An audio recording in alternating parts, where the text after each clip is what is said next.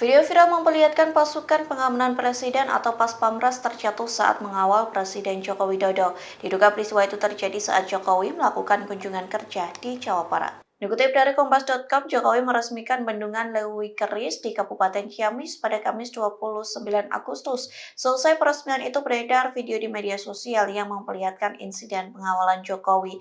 Insiden itu dialami oleh seorang Pas-Pampres yang terjatuh saat pengawalan. Kejadian itu bermula saat sejumlah Pas-Pampres mengendarai sepeda motor dan mengiring mobil rombongan dari Jokowi. Namun tiba-tiba salah satu Pas-Pampres yang berboncengan motor melompat. Beruntungnya motor itu melaju dalam kecepatan rendah karena disebut akan tiba di tujuan.